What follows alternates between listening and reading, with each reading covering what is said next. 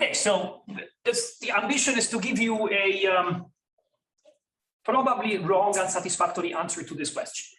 But at least I hope it's not going to be too boring, at least for half of the audience. But anyway, so the answer to actually what is the H principle was already given by Yasha in a seminar on Wednesday. And being a foremost expert on the H principle, we can certainly trust him. So his answer was, every mathematical statement is ultimately an H principle. So that said, we are, of course, that means we're organizing a special year on the whole of mathematics, which is certainly good. But let me say that in this talk, I will try actually to narrow it down a little bit more. Okay, so let me start with an example. And this is a very famous example, and it goes under the name of Smale's sphere eversion. Okay, so let's start with the following problem. So first of all, let me take the usual map, which is going from S1 into R2, which is simply given by gamma of x equal x. So I'm already assuming actually that S1 is a subset of R2. And of course, this is just the usual parameterization of the circle that we all know, right? And let me just, like, as usual, think that by making a counterclockwise rotation by 90 degrees of the tangent map, I'm actually identifying through this map what is an outside of the circle and what is an inside of the circle, right?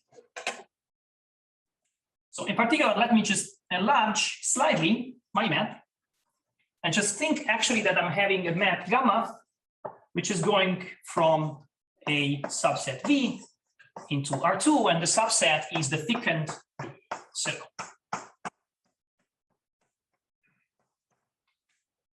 Okay, and this is just simply, again, the map gamma of x equal x. Okay, so now I actually want to turn the circle,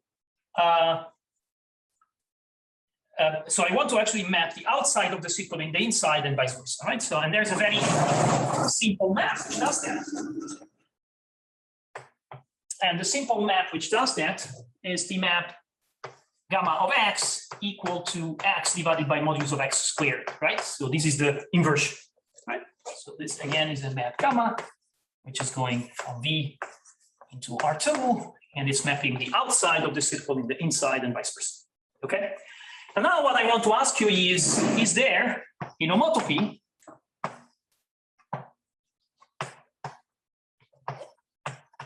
of immersions?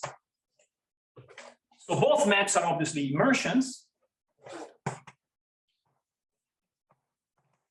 Now to find an homotopy, let me call this one like, U1 of x. And this one U0 of x. Okay, so is there an homotopy of immersions, UT, from 0, 1 into R2, which is joining U0 and U1? And if you're not already sleeping, you should actually say immediately, no, that's not possible, because the determinant of the U1 is equal to -1, and the determinant, well, it's negative,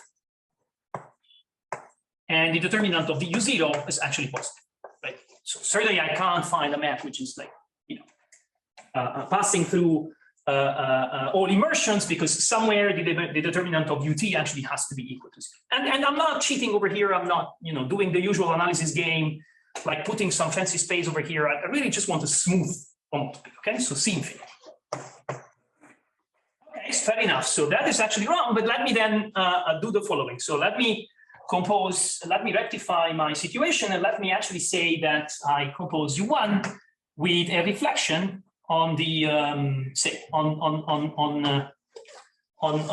the x1 axis. Okay, so it's the classical reflection over here. So what I understand with this map R1 is R1 of x1 x2 is equal to x1 minus x2. Now this new map U1, So this new map U1 is now still mapping the outside in the inside, plus just done a reflection, right? So the inside goes in the inside and the outside goes in the outside when I do this reflection. But this time, the determinant of the U1 is actually positive, right? So I don't have any silly obstruction to make an homotopy between the two, okay? On the other hand, you should notice immediately that that's really not possible, because if you specify your map on the set S1, and just look at the following, so like just restrict your map UT. So this, of course, was going this way. So restrict it on, say, S1. Okay, and notice that since I actually want to pass through immersion, let me now call this, instead of UT, let me call it gamma T. Since you want to pass through immersions, this, of course, is always going to be an immersed curve, right? And I can actually look at gamma dot of T divided by modulus of gamma dot of T, right? So which is a map now, which is going from 0, 1 times S1 into S1. Okay? And you should notice that the degree of the initial map, the degree for 0, is the degree of the map which is like, winding around clockwise, and the degree of the other map is actually the degree of the map which is wrapping around counterclockwise, right? So one is equal to 1 and the other one is equal to -1. Is the derivative with respect to the homotopy parameter? Or no, with respect to this parameter. With respect to that parameter. Okay. Thanks. The interval 0, 1 is the T parameter, right? Yes, this one is the T parameter. Yes. Yes. Okay, so if you want just to be, just not to make any mistake, let me just say the parameter over here for S1 is S, and let me differentiate in S. Okay, and so the degree of this map actually starts being 1 on T equals 0 is actually equal to -1 on T equal 1, or vice versa. I might have made actually a mistake in computation, because there is the because I'm actually differentiating, so I don't remember. But anyway, they're different, and it can't possibly be an homotopy in S1 for these two maps, right? So I think it's impossible. Okay. Anyway, so now what is actually the famous sphere shape? So let us try to do this in the higher dimension, right? So now this time, let me say I am in R3, right? I have S2 inside R3. Now again, this I have to actually draw. You think I'm drawing in 3 dimensions, so this is just a cross section. So I have the usual V, right? So if you want to be pedantic, this V is going to be the ball of radius 1 plus delta minus the closed ball of radius 1 minus delta. And once again, I'm looking like at something which like turns the sphere upside out, inside out. Okay, so I'm going to take U of 0 of x is equal to x. And what am I taking as the U1 of x? Well, I'm just going to take exactly the same map, right? So U1 of x is going to be the reflection, and this time is going to be a reflection with respect to the x1, x2 axis. Right, so I map actually x3 into minus x3, composed again with x divided by modulus of x squared. And again, this is like mapping the sphere from outside inside. Okay, and I ask you again, is there a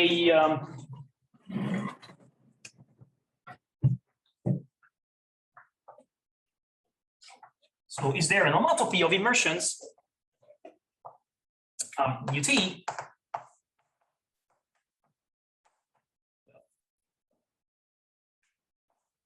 this notation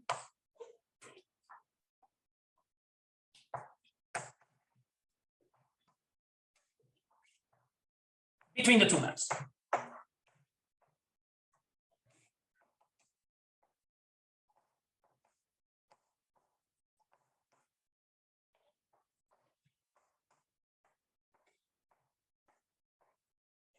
And let's check this time if you have actually any algebraic obstruction to do that. So, of course, if I am an homotopy of immersions, what I actually want is that the rank of this map is always equal to 3, right? And now there's a nice reduction that you, and of course, what I actually know is that the determinant has to be a constant because, I mean, the sign of the determinant has to be an invariant. And I start with the sign of the determinant both for the U0 and for the U1 being positive.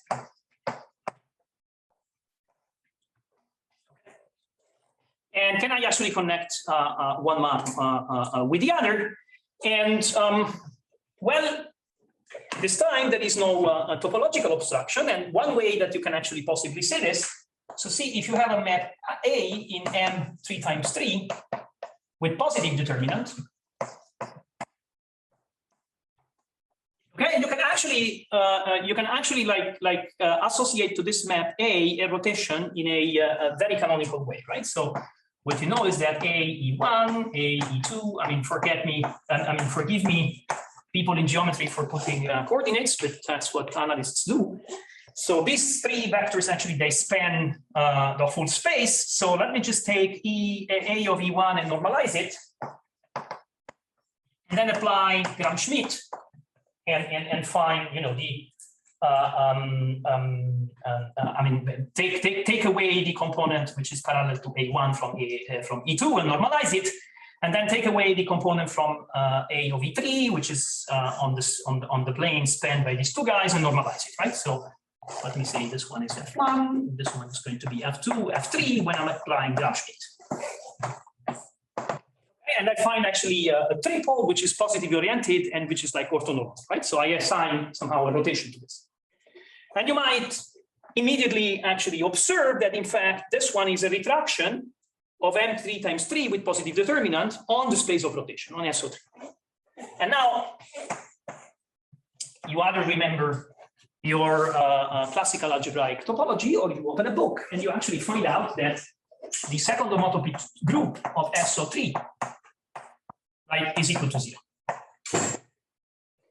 Which means that any map is actually trivial from S2 into SO3, and therefore, like, you know, there's no obstruction at the algebraic level to connect the derivative of U0 to the derivative of U1. If I just want somehow an algebraic connection between the 2, okay? But if I want it to be an immersion, I also actually need the differential constraint. I really need to find actually a map whose differential is given by this path, okay? And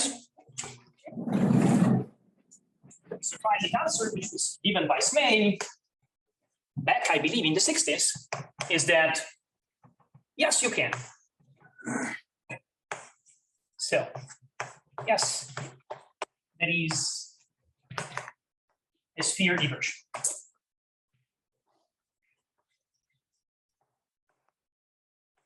Okay, and this was actually extremely surprising. If you try to come up with an idea on how actually this map works, you're going to see that, well, okay, so normal people would believe that it doesn't exist. I mean, at the point that actually one of the referees of the paper said that the paper should have been rejected because it was clearly proving a wrong theorem. Okay, it was submitted to the Annals of Mathematics. I mean, hopefully the Annals now consult better referees than people at the time. No, okay, the editor there is telling me no. So what is actually the upshot? So this is, now let me say, this is an example, a primary example of an H principle statement.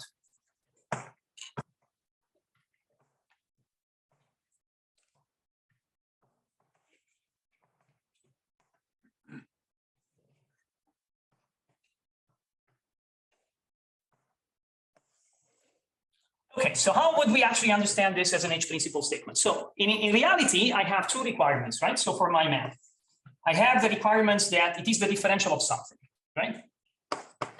So if you think about this, what you actually want is some, like, you know, if instead of telling you this is the differential of something, I just give you this map, and I ask you, is it the differential of something? Well, that's a system of partial differential equations, right?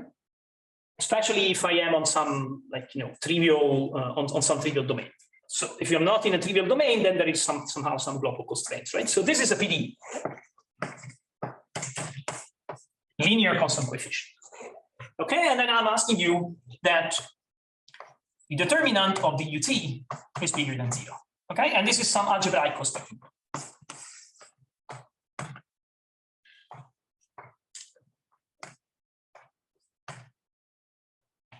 Okay, and now I'm just saying I actually focused on one of the two. So let me forget about the differential equations. After all, we are doing geometry. So let me just look at the algebra. And I discovered that there's no abstraction for the existence of the map. So, well, actually, then I have a theorem which tells me that, well, there is also a solution which is actually solving the differential constraint as well. So this one doesn't tell me any additional information about the existence. So this one alone was responsible for the obstruction. Okay, so that's an H principle statement. So I've thrown away part of my system of conditions, and I'm actually just telling you this is the necessary and sufficient condition for the existence of a map. What does the H stand for? Okay, so the H is for the homotopy. Okay, because of course, well, in this case, it's obvious that it's, you know, an homotopy relation that you want to prove, but like somehow there are even more sophisticated versions in which you could just say, okay, so I have what people would call the formal solution. So the formal solution is the solution in which I've actually forgotten one of the two constraints. Okay, and then I have the actual solution, and in fact, I can find an homotopy between the two of them. Okay. Then there are also versions of the H principle which tell you which are called, like, you know, Paramedic H principle, in which case, instead of looking at the existence of only one object, I look actually at the existence of family of objects. I mean, this is like important if I want to understand the homotopy groups of certain spaces. And then there's what people also call the zero dense H principle, and that we will see in a moment more carefully. That is not only actually I can tell you that there is a solution, but there is a solution, there is a true solution, which is, in a sufficiently weak sense, arbitrarily close to the fixed, silly algebraic solution that you found, which does not satisfy the PDE. Okay? Anyway, so now that will be type of, you know, that will be statements that we will now see in the next 40 minutes, and they are like, you know, I will like broadly classify them as like geometry type H principle statements and analysis type H principle statements. And what is the difference? Well, the geometer will throw away the derivatives, right? And keep somehow the algebra. And the analysts will actually throw away the algebra and keep the derivatives. That's it. Pretty much. I mean, it's a pretty accurate statement, actually. Let me try to convince you about that.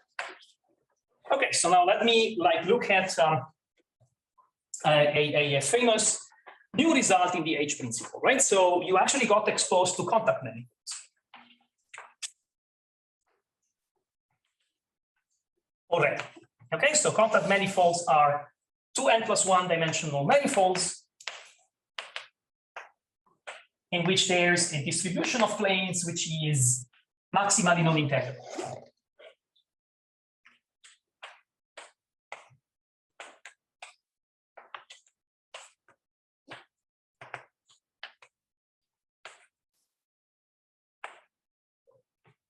Okay, so these are hyperplanes. Okay, so what does it mean? Well, if they were integrable, so if I could foliate the space by hypersurfaces who are tangent to the hyperplane, then the famous theorem of Frobenius would tell me that alpha, wedge df alpha is equal to 0 for any alpha, one form, such that psi is equal to the pair of alpha, right? So one form, and then I describe to this one form, at least locally, my distribution of n-dimensional hyperplanes, of two n-dimensional hyperplanes. Okay, so this is integrable. Now, maximally non-integrable, what I'm going to ask is, like, you know, the most distance condition from this thing over here, which you can imagine is going to be this one here. This is going to be a 2n+1 form, and I just want this to be non-dimensional. Okay, and this is like a local condition. If I'm actually assuming that alpha exists everywhere, then it's more kind of a global condition, and it would imply that the manifold is oriented. Okay, so now here's the question. So are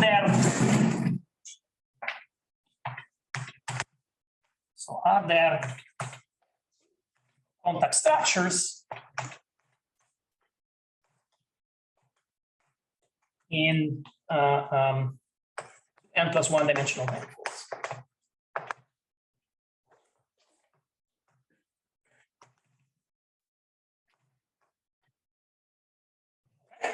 And here is a recent groundbreaking theorem, which is due to Bormann, Liesberg, and Murphy. And you will see that it's an H principle from the very formulation of it. Okay, so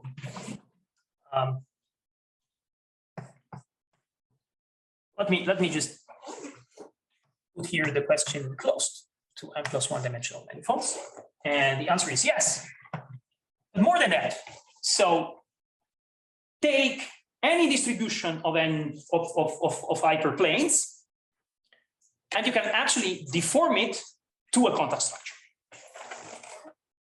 So any distribution of n+1 planes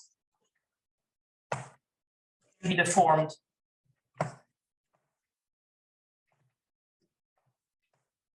to a contact structure. So can be homotopized to a maximally non-integrable distribution of hyperplanes.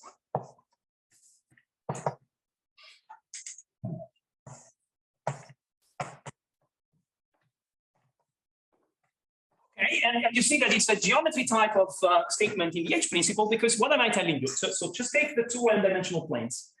Forget about whatever condition you had on the form alpha, right?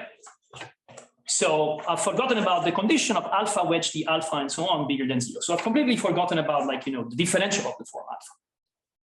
Okay, then there's actually nearby an actual solution of the problem, which means that I need to find a deformation of this and then an alpha locally, which is actually satisfying the condition. Okay. It's a little bit of more of the break condition, not any distribution. It has to be almost complete distribution. Oh, right. Sorry. Okay. Yes. Yes, I should have said that. Okay. Okay. So that's an algebraic condition. Okay. It has to be an almost contract structure.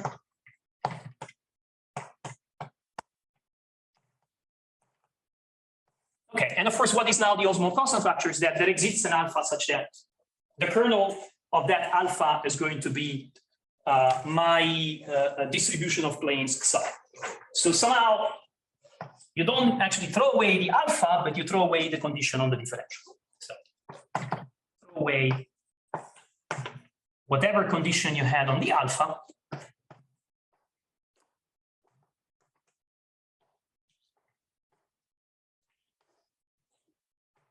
And then recover a solution of the original problem.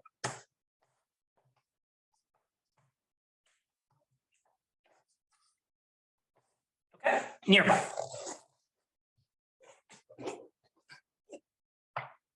I did something wrong. Okay, yeah, I can't use.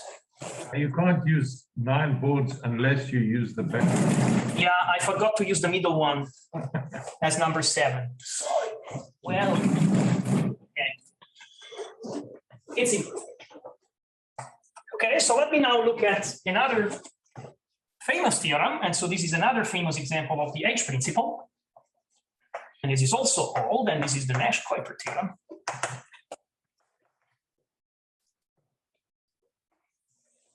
And so here it is. So now let me actually look at isometric embeddings of surfaces. So I have, say, sigma, a 2-dimensional surface with a Riemannian metric on it.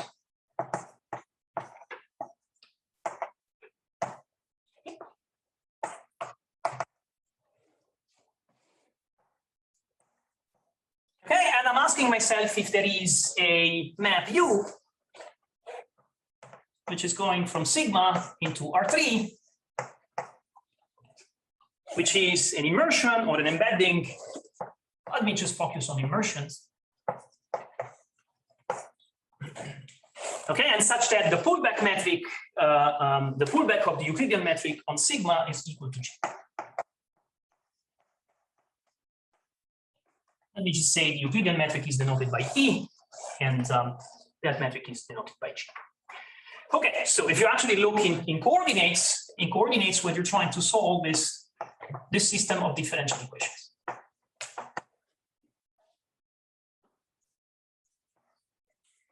Okay, so G is a symmetric matrix. I take the Jacobi matrix of the differentiation of the differentials of U, and du transpose time du has to be equal to G. Okay, and Sigma compact or just doesn't matter, but let me take it compact.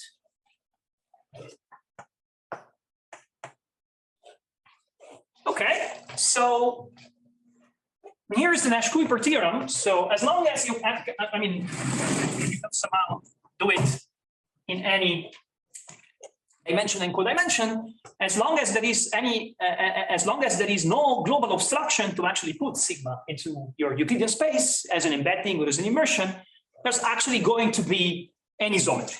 Okay, and it's important. I'm actually looking at the isometries which are C1, right? So U is just a C1 function. And so, first of all, it's the only thing which looks apparent over here, which I have to use to define, you know, this solution of the system of partial differential equations. But let me point out that it's really an isometry in the sense that you would think, meaning that I take a curve gamma, I measure the length of the curve using the metric G. Okay, I take the image through U, I measure the length of the curve as a curve in R3, and as soon as I have this identity, the classical computation is telling me that the length of the curve inside R3 is equal to the length of the curve in my manifold, right? So it's really what you would believe is what you should do, because you're just respecting the metric structure, right? So the length, I mean, like the amount of time that it takes me to travel to one point to another point, say at the constant unit speed, is the same whether I know that I live on this Riemannian manifold abstractly, or I know that I'm actually on some crazy surface in R3. Okay, so this is it. So this is the theorem. So as long as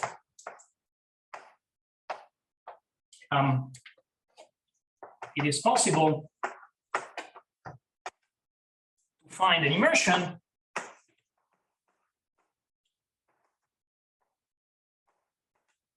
of my sigma, then there is a solution.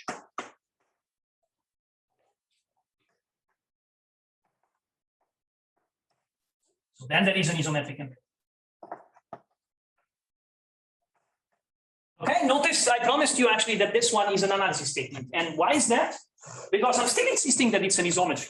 So I'm still insisting that my map, I mean that my solution of the PDE, so this one I want to retain as a condition. So I want the differential of something, but I've completely given up that it actually solves this algebraic structure. Okay, so I've given up the algebra.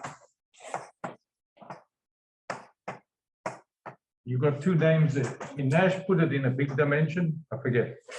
Okay, Nash put it in 2 dimensions more and said that you can do it in codimension 1, but it's an exercise and he doesn't want to bother. That's what he actually literally says in the paper. It's a bit more than an exercise, I dare to say, but okay, so the key idea was there. And then he says it's more like a method of making computations correctly to actually be in codimension 1. He said it can probably be done. It's nicer. It's nicer than that? Okay, he said it can probably be done by some computations. Okay, so he remembers, we read it together, so he remembers better than I do. It's definitely non-obvious. But okay, so you really get the impression that he doesn't want to do it. That's at least the impression I got. Okay, that was 9 and this is 10.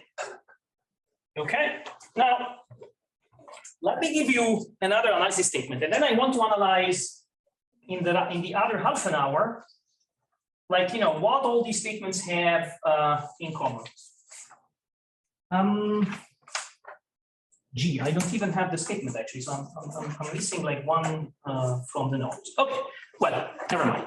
So let me just give you the statement. Okay, so take a Lipschitz map. So take a map U, Lipschitz, right, from R2 to R2.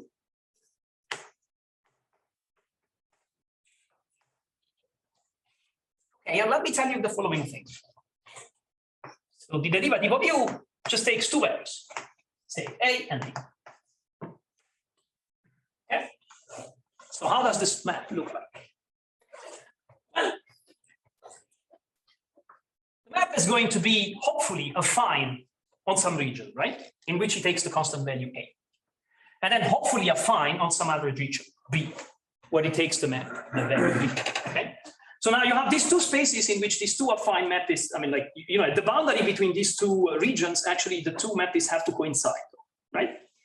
So now let me for the moment assume that the region is really like, you know, the two regions is really a straight line. So what is really going to happen is that over here, if I have, say, the map AX plus some constant C, and here I have the map BX plus some constant C, the two maps A and B actually have to coincide on this line.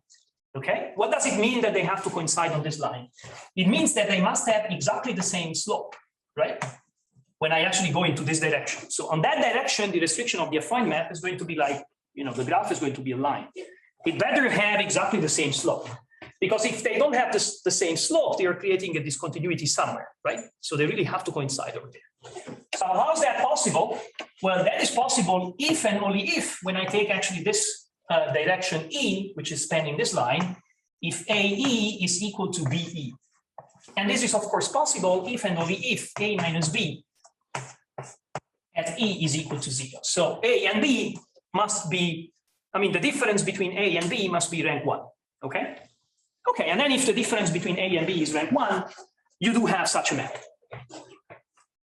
Now, if I had drawn, you know, another boundary for my region, so something like this, you could still argue that, you know, on any tangent of this region, the two maps have to agree, and so the slope of the two maps have to be the same. So of course, if that is going to happen, you would argue that, okay, so for this E over here, A minus B is in the kernel. But then of course, you would also have that for some E like this, E prime, also this E prime is in the kernel. But if you have two independent vector fields in the kernel of A minus B, then A minus B has to be equal to 0, which means A is equal to B, okay? So this situation that we have analyzed, so that of having the straight line, right, seems the only interesting situation. Okay, so here I'm going to give you a fun fact. And this is 11, it should have been 12 because I made a mistake over here. So this is a theorem. Okay, and this is like due to James, Schwerak, and Kirchheim Price, I believe.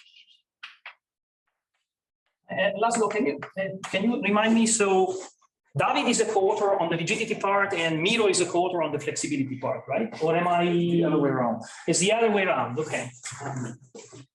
Well, I get the names correctly, but not on the correct theorems.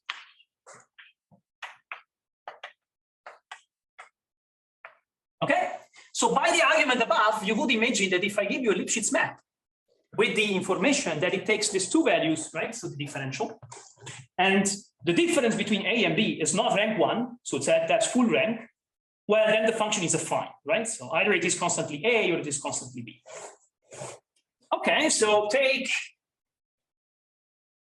the possibility that there are like, you know, A1, A2, A3, A4, and these people are actually ranked into, like, you know, for the case of 2 values, the case of 3 values, and finally the case of 4 values.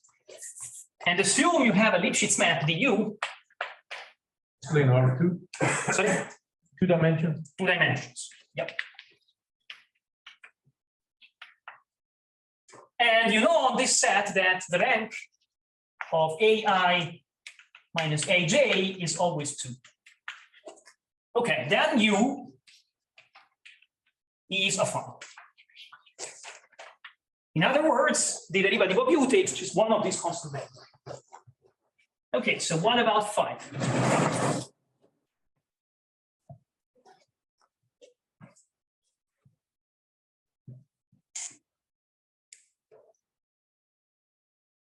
What about 5? So here's another theorem. And this time, this one is Kirchhoff price.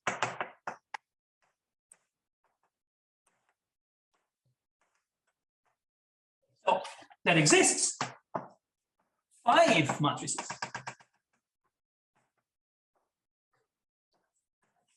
There are 2 times 2, such that the rank of the difference of any 2 of them is always 2, and a Lipschitz map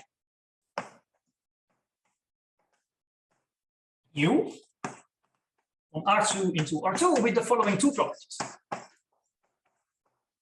First of all, the derivative of U always belongs to one of these 5 matrices. But U is not affine.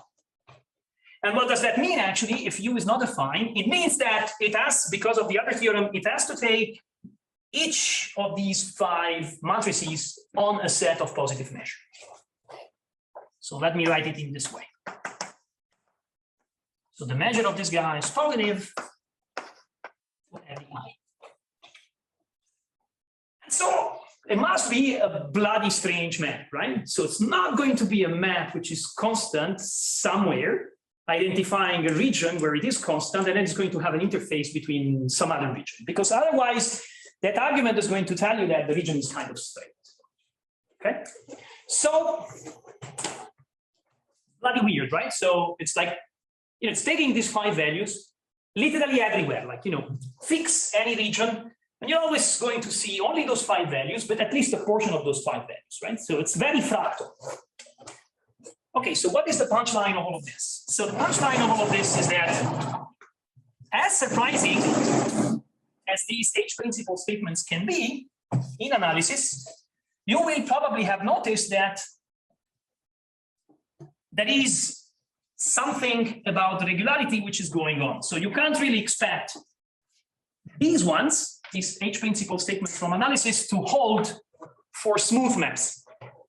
So for instance, the fact that I'm telling you that your map has a nice interface over which the derivative is changing value from A to B amounts to say, for instance, that the second derivative of that map is going to be a measure, right? Because there's just this jump set, which is kind of a nice interface.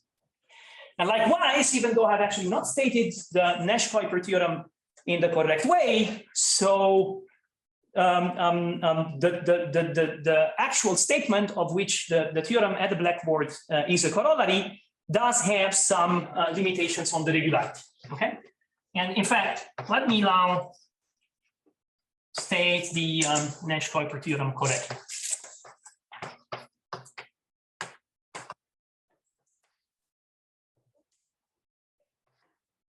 Okay, and so in this statement, I'm giving up this algebra over here, but not completely.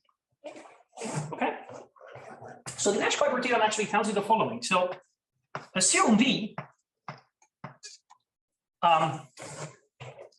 from sigma into R3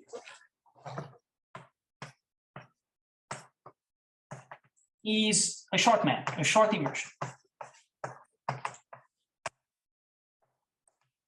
Now, short, what does it mean? It means it is length decreasing. Now, length decreasing, of course, would amount to actually have an inequality over here in the sense of quadratic force.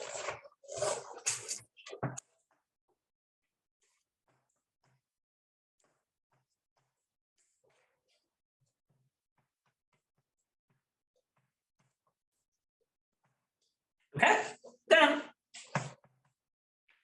for every delta bigger than 0, so nearby, there exists a map U from sigma to R3. C1 isometric immersion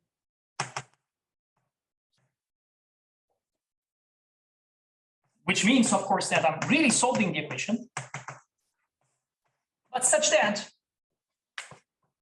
U minus V is like the C0 norm of U minus V is actually less than that. Okay, so I'm like, what I told you is actually a C0 that's H principle. So I'm really, really close to it. Okay, no, this one I actually, this time I actually did correct. MC0 is the best you can do. So once you're actually closing C0, since you're uniformly controlling the C1 norm, you will actually be closed in C alpha by interpolation. Okay, so it's really like what I really can do. Okay, so what I really can't do is C1, right? Yeah. Because if I'm converging in C1, this one is really less than G.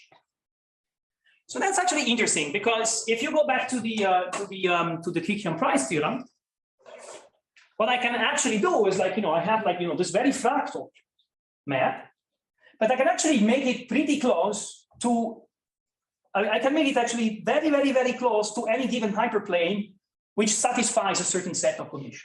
So there's a very similar statement which I'm actually not going to state because of lack of time. Okay, but even in the H principle that we've seen, like before, I think over here, this guy, right? So not only I can construct this map U, but I can actually even construct in the vicinity of some relaxed problem, which looks very much like the relaxed problem that I got by putting an inequality over here. Okay, so you see that. Just make that in mind.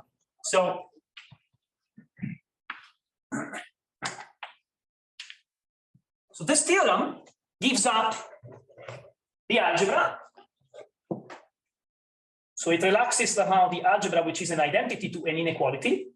But that's all that you can actually do if you're hoping of doing something like that. So if, say, you have a sequence of map UK, which are converging to some map U, okay?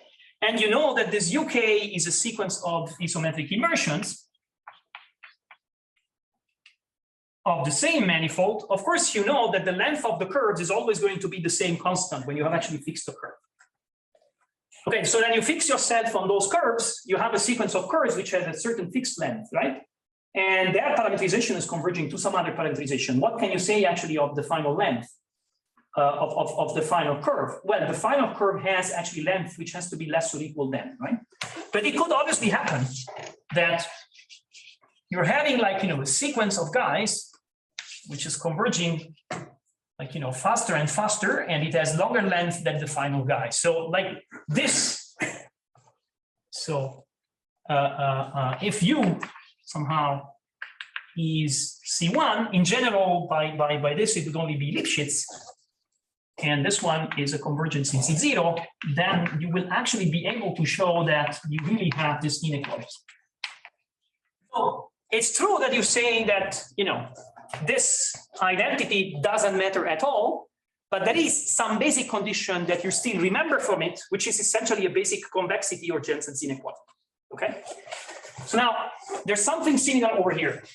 So for instance, if I tell you that there is a Lipschitz map which is taking, like, these 5 values, okay, and I'm asking you what is the average of the gradient of that map, that is a constraint that actually it has to be satisfied. And it's a constraint which is essentially coming only from convexity. And what the theorem really says in here, the theorem by Colloquium and Price, is that, well, as soon as I have a map which is going to satisfy a relaxed condition instead of the exact algebra, I will actually be able to approximate it with a sequence of maps in C0, which is solving the exact algebra. Okay. Anyway, so let me give you. Is the difference between 4 and 5 visible at the level of that relaxed condition? Sorry? Is the difference between the number 4 and the number 5 something that you see at the relaxed condition level? No. So that's actually a very good question. So 4 and 5 is kind of subtle. At the level of 3, you will see that relaxation condition. So there's like some convex hull that you're computing.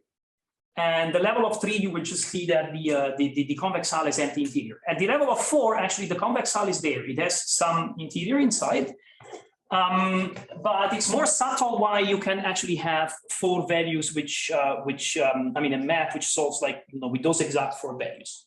So in other words, I can at least find when there are 4, a sequence of approximate solutions. Okay, so which is not converging to a solution and which still takes like almost only these 4 values. Okay. You can think of it as degrees of freedom. With 4, there's a Jacobian constraint. Yeah, yes. With 5, it's just not there anymore. Yes. So with 4, there's okay. So somehow let's say this 4 is sort of a little bit more special. So there's like a lot of rigidity with this 3. There's somewhat rigidity with 4, and then with 5, the rigidity is completely lost. This is maybe more accurate, right? Can I ask a question?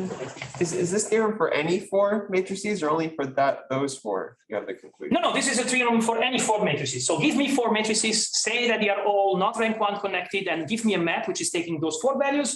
Bam, the map is affine. Okay, it's just a complete rigidity.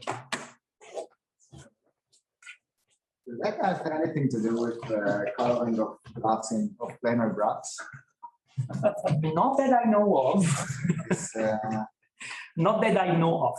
It has to do with some funky geometric condition that they find. I mean, like you can put those 4 matrices in a hyperboloid, and you actually finally end up studying a PDE which is of Mongeon pair type, but with a negative sign, sort of hyperbolic.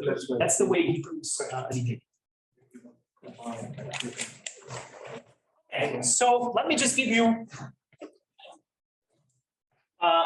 just one comment, and finally, just one thing which is common to all of these constructions. I mean, like, you know, the one thing which seems to be unifying in all of these conditions.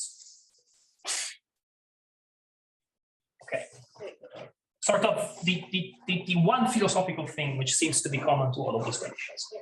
Okay, so one comment is that, as I told you, this one, if I impose a little bit more regularity than Lipschitz, there's not going to be a theorem like this. Okay, as long as I tell you, for instance, the second derivative of u, okay, so u is Lipschitz. So the derivative of u might undergo discontinuities. But if I'll ask you the discontinuities to be kind of nice, then there can't be any map like that. And that's a sort of regularity statement. Of course, you recognize that even there in that theorem, so if I ask you that u, say, from S2 with the standard metric into R3 is a C2 isometric immersion,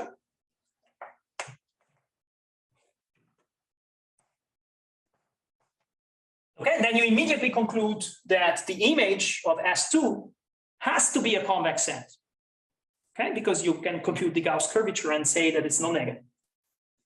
And as soon as you know that that one is a convex set, you can work a little bit more, but it's still 19th century, end of the 19th century mathematics, and prove that U really has to be a rigid immersion of S2, right? It has to be the boundary with a unit bond.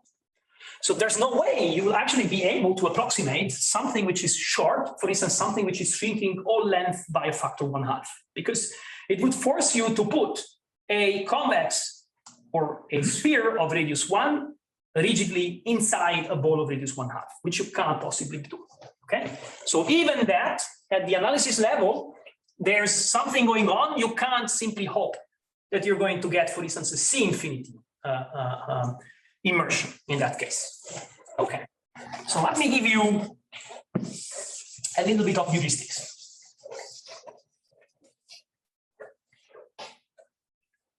What you would like to do. And let me give you some sort of stupid heuristics, but it's still helping you on what you're actually trying to do. Okay, so let me say that I want to prove the Nash Coefficient theorem on one dimension less, right? So I give you a short immersion of a curve, which means that its length is less than what it's supposed to be. And now I want to actually find a nearby immersion which has the correct length. Well, of course, like, you know, it just means that I have to do oscillations around here. Okay. And this one now is a longer curve. And let's say that I want to actually be C0 close, right? So to this guy. So I want to actually, you know, I want this bandwidth to be less than delta for any delta that you give me. Well, of course, I can actually make a hell of a lot of oscillations, right?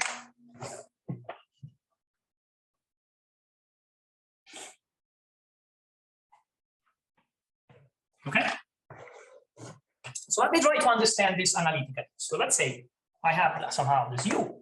I'm going from gamma into R2. Well, let me actually go into R3. Okay, and let me just say that I have, u dot. Okay, so I have gamma dot whose length would like to be equal to 1, but I actually know that gamma dot is less than, say, 1. Okay, and let me just say, for instance, is equal to 1 minus delta. So what would I like to do? So I would like simply to do the following. If I forget that I'm actually taking derivatives, what I would like to do is I would like to add to gamma dot something which has the correct length, right? Which is going to give me something of length 1, right? And the way I could actually move, I mean, the smartest way I could actually compute that is just to go orthogonally to the derivative of the curve, right? So let me just say that here I want to just, map n. And so n is just to be, is going to be orthogonal to gamma dot, right? And I want to satisfy somehow this one equal to 1. Well, of course, what I'm going to do is I'm just going to take n equal, n squared equal to, okay, I want delta, so n squared equal to delta, right? And then, of course, when I'm just computing this guy over here, I'm just going to have gamma dot squared plus modulus of n squared. Okay, and that's equal to 1, right? Okay, now, before I was forgetting about the fact that this n actually has to be the derivative of something, right? So now I actually want this n to be the derivative of some new immersion, right? So I want actually gamma dot plus n to be like, gamma dot 1. Well, in one dimension, I really don't have much problems, right? So I just need to integrate my perturbation n, right? So if I want something whose derivative is going to be equal to that guy. And I'm done, well, almost done, right? So because, for instance, if I tell you that I really want to start with, a point over here and a point over there, then I actually need that the integral of this n is equal to 0. But remember that if I want to actually stay in some constraint, say eta, right? I need the integral of this function n, right, to be small everywhere. And how do I achieve that? Well, I simply make n oscillate a lot, right? If I make actually n oscillate a lot, then the integral by the Riemann-Lebesgue lemma is actually going to cancel, right? So now, of course, if I telling you that I want n to oscillate a lot, right? And I am in 2D, it's not going to work well, right? So because I have only one normal, right? So, and I can't keep the correct length. Okay, let me cheat a lot and let me just say that instead of doing it in F2, I'm really dumb and I'm trying to do it in F3, right? So when I'm trying to do it in F3 now, I can just spiral around by using the fact that I have 2 coordinates, right? So, and what I could really do is I could actually take this n of t and I could just make this guy like, cos of kt times nu of t plus sine of kt times b of t, right? So one is going to be the normal and the other one is going to be the binormal. And then I'm done. Okay, so now here's the marvelous observation by Nash. So now let me just think that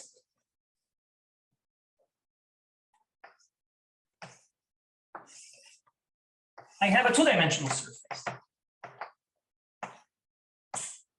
right? And let me just say that this 2-dimensional surface is in R4. And now let me just try to make this surface kind of longer so that I have actually the correct metric by adjusting, first of all, the length of the curves, which are going this way. And then the length of the curves, which are going this way. Can't exactly do it actually in that way. Like, well, if I use conformal mappings, I actually can. But this is an idealization. But let us try to understand how I do this. Okay, so I might actually be tempted to just say, well, I have a normal direction, I have a binormal direction. Let me try actually to oscillate around that direction, right? And so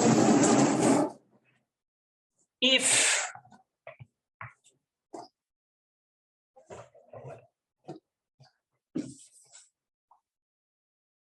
ideally, what I would like actually to do is I would like to actually add sort of oscillations of the following type to my derivative, not to the function, to the derivative. I would actually like to add oscillation of the following type. Right, so something like cos of chi of kx dot e1, and then here I have mu of x. I'm going to add something like, I don't know, sine of kx b of x.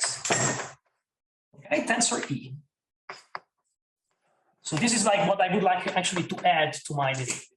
Okay, so this is what I would like to add to the derivative, and you see, what I'm trying to do is I'm actually trying to forget about the differential constraint. I'm just trying to adjust the algebra, so to make my math actually longer.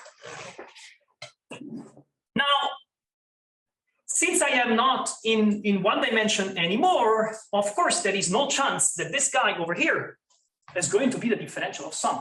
There's essentially no chance, right? So I really have to solve a more complicated set of PDEs. Okay, but I actually might notice that the oscillation is really helping me, because if I believe that my, say, perturbation is going to look like a primitive of this, when I'm actually integrating in one dimensions, I can try an exact formula for it.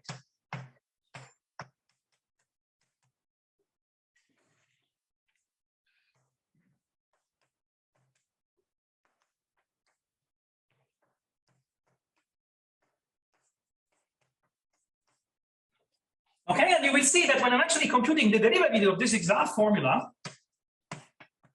I have two situations. So my derivative is hitting the fast oscillating term. And if I'm hitting the fast oscillating term, I'm exactly getting my moment. So let me call this like A. Okay, so I'm getting exactly A of x. But what might actually happen is that my derivative is falling onto these guys.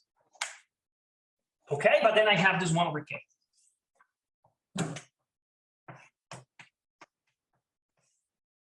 Okay, so one upshot of all these constructions is that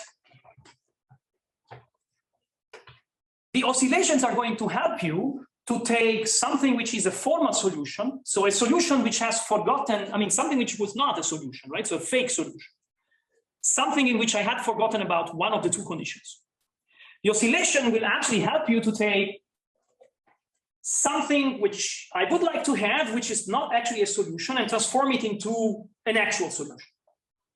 Now, if you were in one of the geometry problems in which you actually had to satisfy an inequality, like for instance, being an immersion, right, in which, say, the determinant has to be bigger than 0. Once you actually take k sufficiently large, you're done with one of these ideas, right? So you land into the realm of your inequality.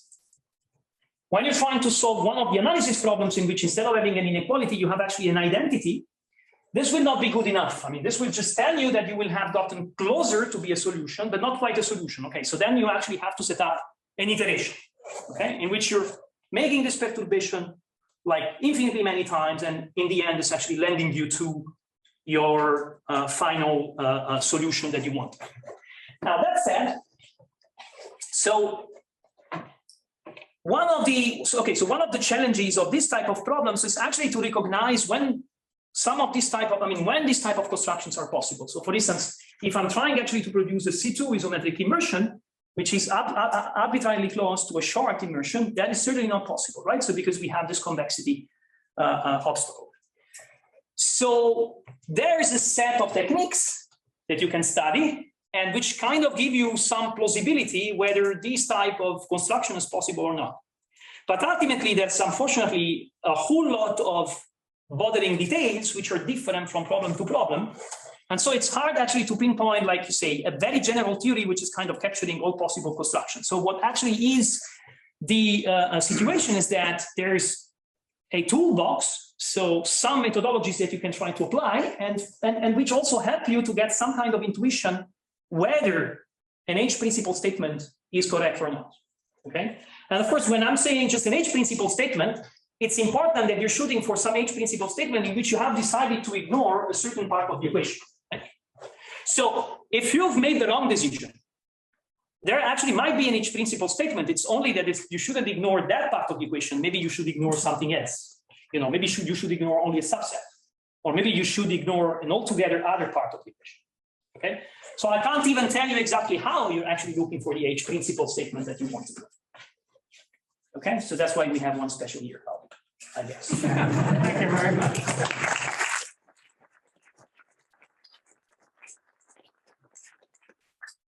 Are there any questions? So in the Nash, I guess in Nash's theorem, eventually people gave a proof which didn't use derivatives.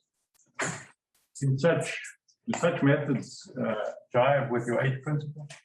Okay, so now even though you're trying to solve the isometric embedding problems, so this type of problems which I just showed you and this type of obstructions, for instance, is only present if I'm actually trying to solve it in a situation in which I'm clearly underdetermined as a system of partial differential equations, right? So if I actually allow myself to have a lot of codimension, then it starts looking like a much less constrained approach. Okay. So even there, like, there you can prove the H principle even for C infinity isometric embeddings. I mean, like, you can tell me, let me take a short map, okay, which has certain properties. I'm actually going to find nearby an actual isometry, and it will even be C infinity. But then you will have to then you will have to use something to justify, even just to think that you can prove a theorem like that. You will have to use some structural properties which are allowing you for suspecting there's a lot of smooth solutions floating around. And actually the codimension, the high codimension is supplying you that.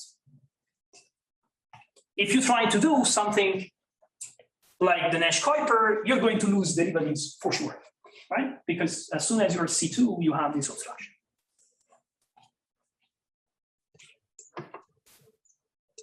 Excuse me? Yep. Can we talk about the connections with convex integration and holonomic approximation?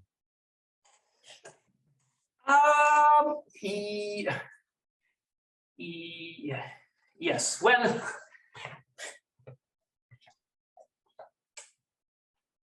Next Wednesday. Probably next Wednesday, that is going to be, well, not this Wednesday, but Wednesday of next week, that is going to be Yasha's lecture about.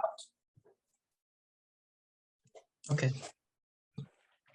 I mean, I guess an answer to that is going to be tough. That's why we are going to have a lecture about it. The advertisement, I will. So my lecture will be about like survey of methods to prove H principle. So in particular, I'll prove Hirsch's theorem in 3 different methods. Well, I mean, Smail's theorem. We will see actually in action some of the proofs for some of the problems that we see over here. Great. I'd like to thank the speaker again for a great lecture.